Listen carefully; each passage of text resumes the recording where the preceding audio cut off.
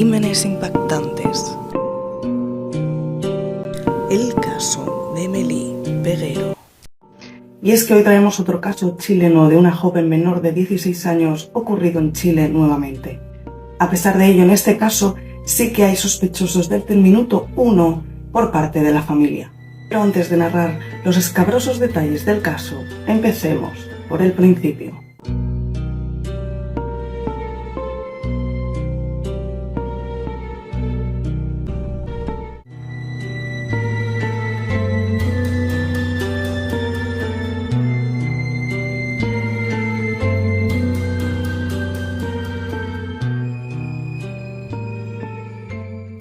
Emily Peguero Polanco era una joven que creció junto a sus padres, Genardo Peguero y Adelguisa Polanco, en Celoví, en la provincia de San Francisco de Macorís, en República Dominicana. En el momento de los hechos, en 2017, contaba con 16 años de edad y 6 meses de embarazo. Hecho que, por cierto, los padres sabían y apoyaban. Según sus familiares y allegados, Emily era una chica muy feliz, apasionada del deporte, concretamente el básquet y en general cualquier actividad que implicara relacionarse con la gente. Era una chica muy social y, como se ve en la imagen de portada del vídeo, una de sus aficiones favoritas era la mandolina, que, para quien no lo sepa como yo, es un baile a ritmo de merengue bastante popular en República Dominicana, el cual cuenta con una vestimenta propia de tonos muy vivos y coloridos, cosa muy llamativa, porque también le gustaba mucho el tema del maquillaje, vestuario y demás.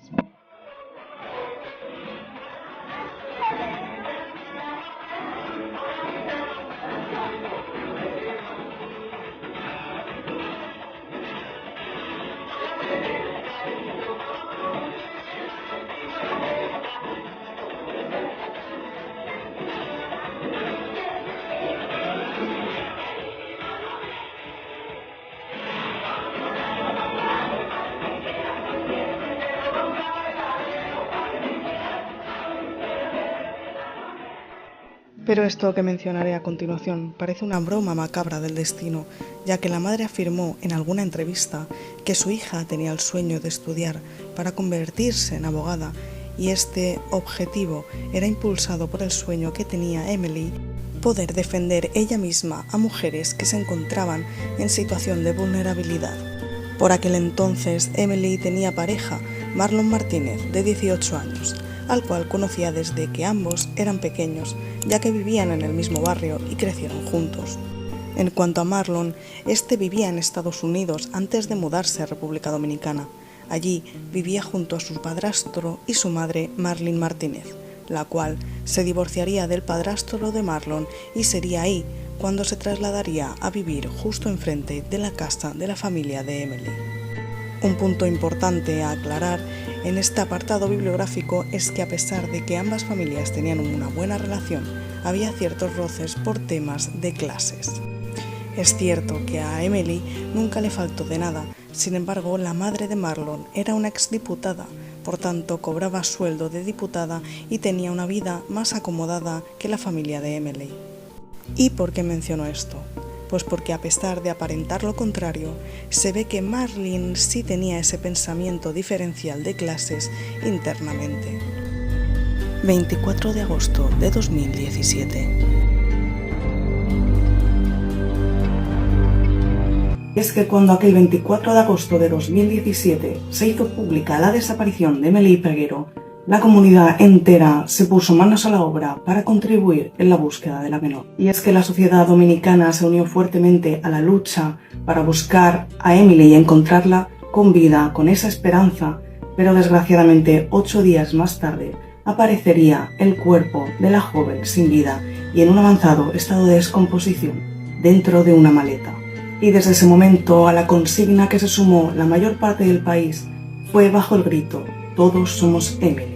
Pero desde el minuto 1 de la desaparición de la menor, la familia tenía claro quiénes eran los principales sospechosos de la muerte y desaparición de la joven. Entregados, acompañadme a desentrañar lo macabro de este caso. Cronología del caso.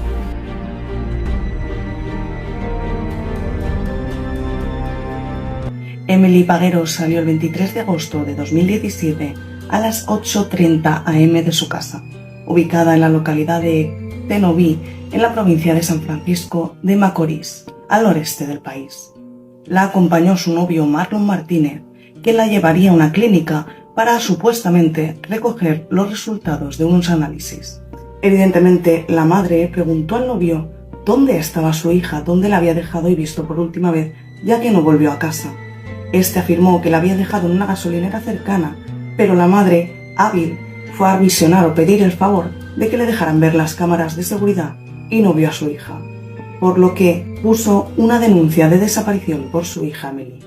Emily Paguero y Marlon Martínez se conocían desde muy pequeñitos, según afirmaba el padre de la joven. Eran vecinos y cuando la madre de Marlon, Marlene Martínez, se iba a trabajar a la capital, se quedaban en la casa de la familia Peguero. A mí nunca me gustó la relación porque la madre siempre fue muy prepotente, pero mi hija me decía que estaba enamorada y que en el corazón no se manda, explicó el padre. Y es que el novio afirmaba que había dejado efectivamente en una gasolinera situada en Cruce de la Bomba en Cenoví, en San Francisco de Macorís, pero como bien sabemos, la joven no aparecía en esas cámaras. Por tanto, alguien mentía. Y estas son las imágenes de cámara de seguridad donde supuestamente Marlon fue a echar gasolina y a dejar a Emily. Pero si observamos bien, ahora cuando se haga un zoom al coche, vemos que Marlon no se encuentra acompañado con nadie más, no se aprecia a nadie sentado, por lo menos, en el asiento delantero del coche. Cosa extraña, ya que si va con su novia no va a estar sentada en el asiento de atrás. ¿Lo veis? Parece que no hay nadie a su lado. Y si está detrás, me parecería un poco extraño que si vas con algún acompañante se siente detrás tuyo y no en el lado del copiloto. Otra cosa importante es que una vez reposta, Marlon, sin bajarse del coche, arranca y se va. No parece que nadie más salga de dicho vehículo. Posteriormente a esto, al transcurrir las horas, empezaron a llegar mensajes de WhatsApp al móvil de la hermana de Emily. Cosa que extrañó bastante. Un detalle concreto es que todos los mensajes estaban escritos en mayúscula, cosa bastante extraña de por sí, porque no solía escribir así, y además, Emily acostumbraba a, en vez de escribir, mandar mensajes de audio. Y estas son las declaraciones que realizó la madre de Emily en prensa respecto a los supuestos mensajes que recibió de su hija. Los mensajes son ciertos, pero no son escritos por ella, porque los mensajes están escritos en letra grande y ella no acostumbraba a mandar mensajes sino nota de voz. Jueves 24.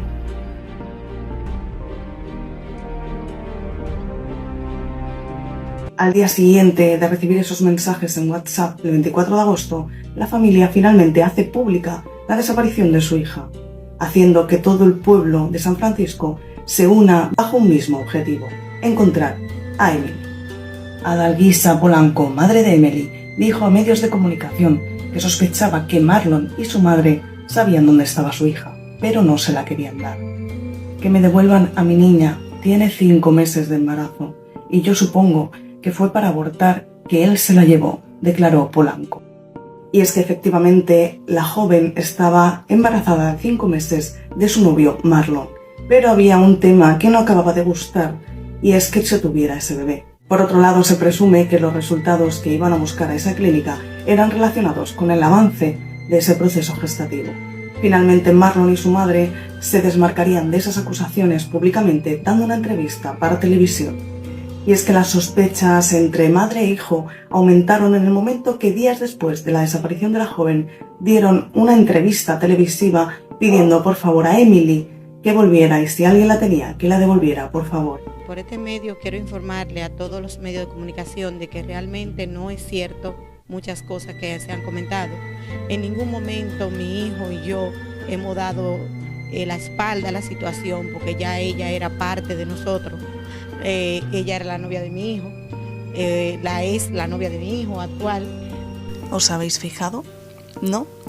Pues al final de ese clip, la madre habla de Emily en pasado, diciendo que era la novia. Rápidamente se da cuenta y habla en presente, diciendo es la novia de mi hijo. hecho que no pasaría desapercibido por las autoridades y pondría el punto de mira más aún encima de madre e hijo. Nosotros realmente lo que queremos es que se aclarezca el caso. Ella era la novia de mi hijo, es la novia de mi hijo, ella era la novia de mi hijo, es la novia de mi hijo. Sin embargo, los nervios les traicionaron y las sospechas fueron directamente hacia ellos. Yo me siento totalmente, desde que supe la situación, lo que hice fue acudir al llamado de la gente de Cenoví, que son mi gente, y donde entiendo que me siento igual o peor de cómo ellos se sienten. Y es que además de ese error de la madre en el discurso hablando de Emily en pasado, en la parte que Marlon empieza a pedir que Emily por favor vuelva, los gestos que tiene son un poco extraños, al igual que su discurso.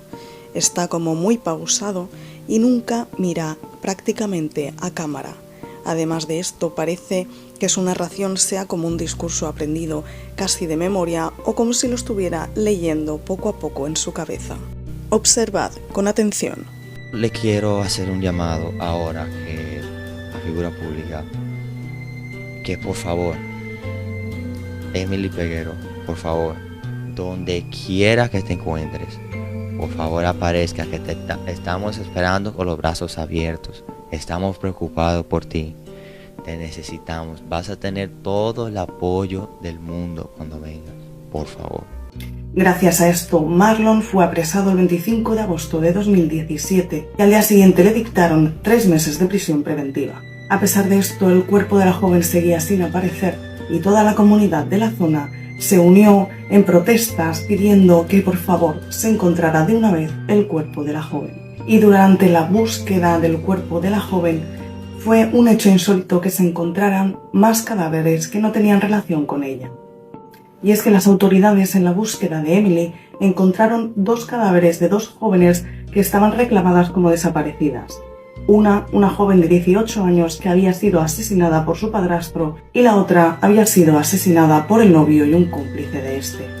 Y es que el caso Emily no conmocionó a República Dominicana simplemente por la atrocidad del crimen en sí, sino por estos hallazgos mencionados anteriormente, lo cual hizo ver a todo el país que tenían un problema muy grave de femicidios en toda la región.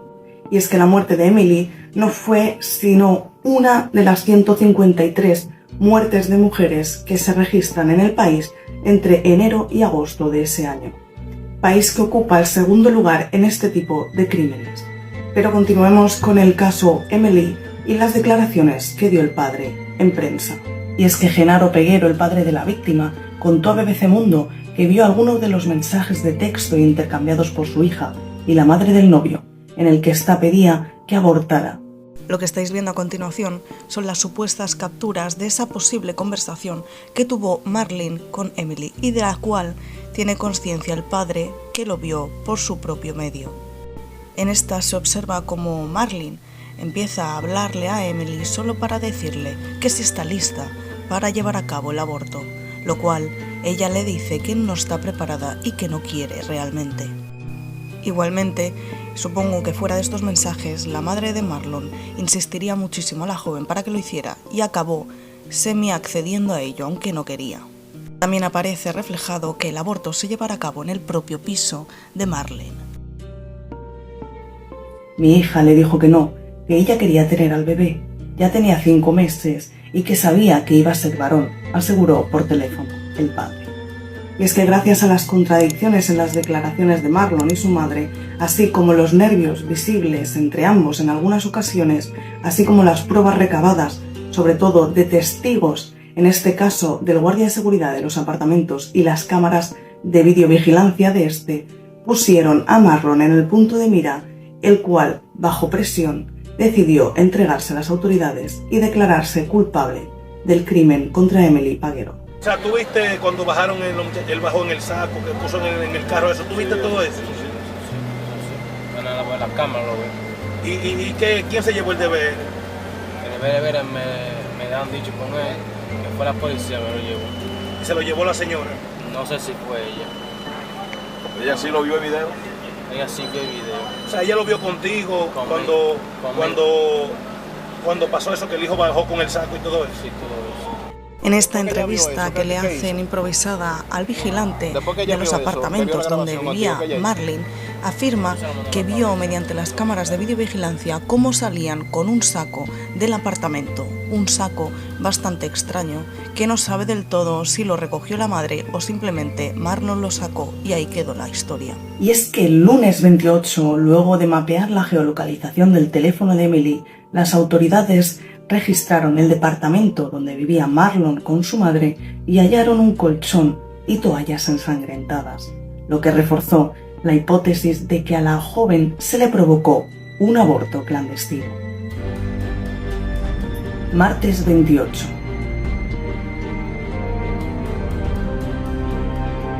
El 30 de agosto, Marlene Martínez, la madre de Marlon, se entregaría a las autoridades. Y ese mismo día, toda la comunidad se enteraría de la confirmación más atroz. Mi doña, por entonces los allanamientos le han hecho al apartamento de su casa. Yo he puesto a mi hijo a la orden del Ministerio Público, que el Ministerio Público investigue lo que tenga que investigar a la hora que la tenga que investigar. Marlon había asesinado a su novia, Emily, con 5 meses de embarazo. Y es que Marlon admitiría el crimen, admitió que había asesinado a Emily y que después había arrojado su cuerpo al vertedero de San Francisco. Tras esa confesión, equipos de búsqueda de la Defensa Civil, miembros de la Dirección Central de Investigaciones Criminales, acompañados de un procurador titular, realizaron labores de búsqueda en toda la zona indicada por Martínez. Pero ese día no se encontró el cadáver. Por otro lado, Marlene, que era funcionaria en la Dirección General de Pasaportes, afirmó que ella simplemente actuó como madre. Jueves 31. Aparición del cadáver. Y es que ese día sería hallado el cadáver de Emily, pero la familia no se enteraría por las autoridades, sino que se enteraría a través de mensajes de WhatsApp. Y es que ese mismo día Eugenio Peguero, hermano de la víctima, afirmó a medios de comunicación que ese mismo día había recibido varios mensajes de personas distintas vía WhatsApp afirmando que se había hallado el cadáver de una joven en una cuneta cercana. Tengo muchas personas por ahí. Entonces hubieron muchas personas que me llamaron y me dijeron que había encontrado un cuerpo en una maleta, que si yo podía ir. Sí, me lo mandaron por WhatsApp. Me sentí muy mal porque como nosotros tratábamos también a esos dos criminales, yo nunca pensé que algo ellos así iban a hacer. Y es que finalmente a las 8 p.m. el cuerpo sin vida de Emily fue encontrado dentro de una maleta abandonada al borde de una carretera en la provincia de Espaillat. Y es que efectivamente las autoridades hallaron el cuerpo de una joven, pero no se sabía que era Emily, ya que el estado tan avanzado de descomposición no permitía la identificación rápida del cadáver. Las autoridades encontraron dicho cadáver en la comunidad La Guama del municipio Cayetano Hermosén, provincia de Espaillat. Como veis, el cadáver fue hallado en un saco dentro de una maleta, justo al lado de la carretera. Siguiendo con las investigaciones, las autoridades finalmente detuvieron a Bolívar Ureña y a 2 empleadas domésticas de la casa de Marlene, pero finalmente los dejaron en libertad meses después. En cuanto al cuerpo hallado, finalmente se le pudo realizar una autopsia y se determinó que evidentemente se trataba de Emily Peguero. La autopsia dictaminaría la muerte de la joven causada por hemorragia interna de útero por aborto inducido y golpe contundente en la cabeza de la menor. En la autopsia también se encontrarían restos del feto, así como el útero fuertemente perforado, señal evidente de que se provocó un aborto clandestino sin ningún tipo de conocimiento médico, que causó la muerte lenta y dolorosa mediante hemorragia interna a la joven. Se la llevaron de aquí para que abortara. No querían matarla, pero algo salió mal. Tal vez mi hija quiso escapar, afirmó el padre de Emily. Las investigaciones apuntan a que la misma mañana de la desaparición de la joven, Marlon, de 19 años, asesinaría a la joven y la tiraría por el puente de Colón de la localidad. Después de esto, el joven llamaría a su madre y empezarían entre ambos a planear la desaparición del cadáver. Según los fiscales, el autor de ese aborto clandestino habría sido el mismo novio de Emily, Marlon. Pero todo esto daría un giro ya que se pudo corroborar con pruebas que todo había pasado en el propio apartamento de la madre de Marlon. Después de la muerte de Emily en el propio apartamento de la madre de Marlon, este la habría metido en un saco que posteriormente lo introduciría en el maletero para arrojarlo bajo el puente Colón. Desde ese lugar, entonces, Martínez usaría el teléfono de la joven para enviar esos famosos mensajes de texto vía WhatsApp a la familia. Así que fue el propio Marlon quien se hizo pasar por Emily, mandando esos mensajes de texto a la familia para apaciguarla y tener un poco más de margen y tiempo para pensar en una coartada con su madre. Pero aquí no quedaría todo, ya que gracias a la autopsia se pudo determinar que el cuerpo había sido movido en varias ocasiones, y es que Marlon, bajo presión de que la policía le iba detrás, decidió volver al sitio donde había arrojado inicialmente el cuerpo de Emily para meter el saco en una maleta y llevárselo a una finca que tenían ellos. Y es que, como si en una película se tratara, el propio novio ayudó a las labores de búsqueda, pero todo ello con una finalidad: intentar eliminar el máximo de pruebas posibles que le incriminaran. Pero todo no quedaría ahí, no fue un aborto que salió mal, sino que se descubrió en la propia autopsia cosas bastante preocupantes que afirman lo siguiente. Murió la joven de forma violenta y rápida. El examen reveló lesiones y laceraciones en el muslo izquierdo y la rodilla derecha, trauma en el área abdominal y fractura craneal del lado izquierdo, la cual provocó un hundimiento del mismo. Y es que normalmente este tipo de lesiones en estos crímenes suelen ser señal de defensa y de lucha por parte de la víctima para defenderse. Y a pesar de las evidencias presentadas, la defensa afirmó que este aborto había sido producido por una tercera persona que no estaba implicada en ese momento en sala. Además de eso, el abogado de Marlon y Marlene narraría una versión de los hechos que distaba mucho de la versión oficial, basada en pruebas sólidas y presentadas en juzgados por parte de la acusación.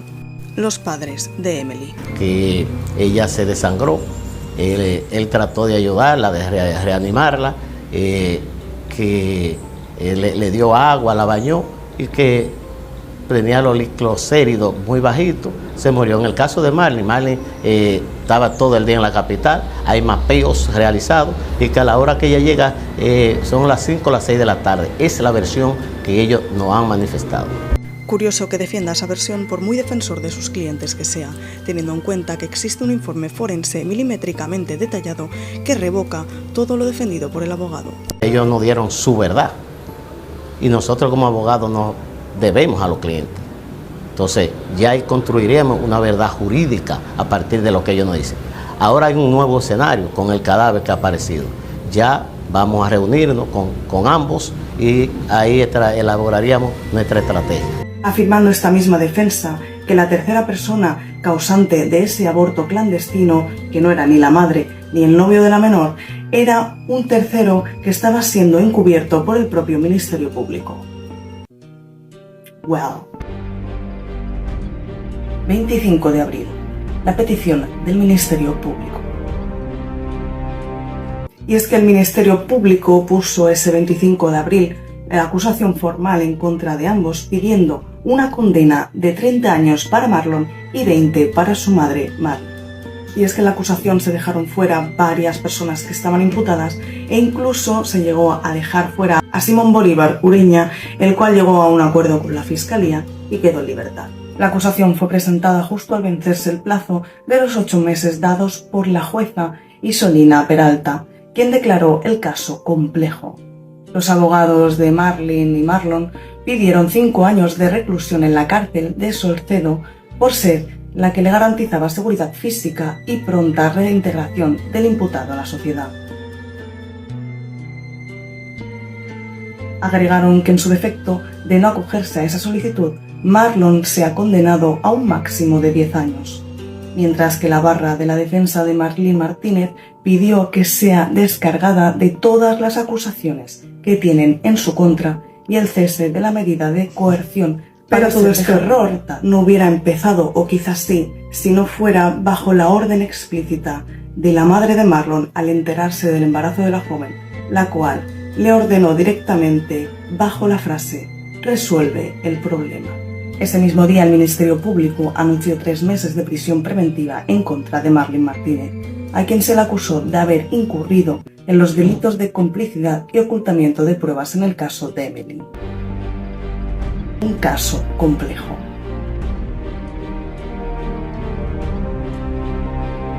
Y es que este caso es tan complejo que a día de hoy aún no se sabe a ciencia cierta si hubo un tercer implicado y cómo es posible o de qué manera y quién llevó el cuerpo desde la finca hasta la carretera. Y hasta que se conseguía seguir investigando a ver si podían recabarse más pruebas, en tanto la sociedad dominicana salió a las calles para pedir que ninguna mujer volviera a sufrir algo parecido. Por desgracia, 4 años después, la sociedad dominicana se olvidó de la indignación que les producía este caso y únicamente quedó la madre luchando aún por justicia por su hija. Hoy parece que solo su madre es la única que mantiene la imagen viva de su hija, por desgracia en estado de descomposición, en una maleta. Y es que la madre denunciaría a los 4 años de todo lo ocurrido que los criminales y causantes del asesino atroz de su hija están actualmente en libertad. Y es que la madre afirma y denuncia que si no los dos están en libertad, mínimo uno de ellos tiene privilegios en la cárcel. Y es que lo más grave es que en julio de 2021 se filtró que Marlon había dejado embarazada a otra joven dentro de la cárcel.